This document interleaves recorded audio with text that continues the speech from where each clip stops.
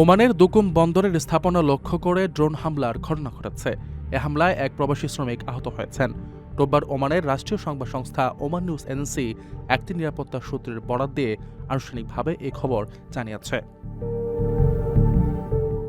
প্রকাশিত সংবাদ মাধ্যমের প্রতিবেদন ও নিরাপত্তা সূত্র অনুযায়ী বন্দর এলাকায় দুটি ড্রোন দিয়ে এই হামলা চালানো হয়। এর মধ্যে একটি ড্রোন সরাসরি আঘাত হানে সেখানে কর্মরত ভ্রাম্যমাণ শ্রমিকদের বাসস্থানে। শ্রমিকদের থাকার ওই নির্দিষ্ট জায়গায় ড্রোনটি আঘাত হানলে ওই প্রবাসী শ্রমিক আহত হন। তবে এ হামলায় আহত ওই কর্মীর জাতীয়তা বা শারীরিক অবস্থার বর্তমান পরিস্থিতি সম্পর্কে বিস্তারিত কোনো তথ্য এখনও প্রকাশ করা হয়নি। পাশাপাশি কারা এই হামলা চালিয়েছে সে বিষয়েও প্রাথমিকভাবে কিছু জানা যায়নি।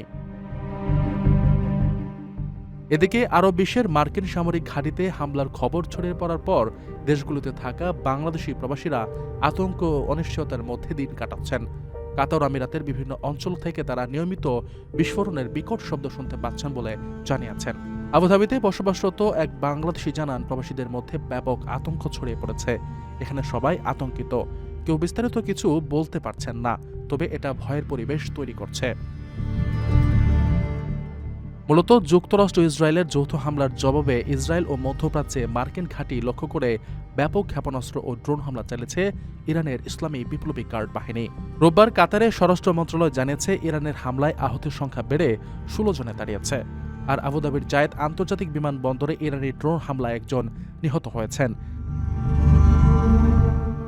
এছাড়া দুবাইয়ের জুমাইরা সৈকতের পাশে আইকনিক বুর্জ আল আরব হোটেলের বাইরের অংশে একটি ইরানি ড্রোন ভূপাতিত করা হয়েছে। হামলা হয়েছে বাহরাইন ও সৌদি আরবেও, তবে সেখানে কোনো হতাহতের খবর পাওয়া যায়নি। রমজানের প্রতিটি মুহূর্ত অমূল্য। লাইনে দাঁড়িয়ে ইবাদতের সময় নষ্ট করবেন কেন? ঘরে বসেই মুহূর্তে টাকা পাঠান প্রিয়জনের কাছে গালফ এক্সচেঞ্জ মোবাইল অ্যাপে। দ্রুত ও নিরাপদে টাকা পাঠান বিকাশ ও ব্যাংক অ্যাকাউন্টে। এই রমজানের সময় দিন ইবাদতে, টাকা পাঠান গালফ এক্সচেঞ্জ মোবাইল অ্যাপে। গালফ এক্সচেঞ্জ, বাংলাদেশিদের প্রিয় এক্সচেঞ্জ।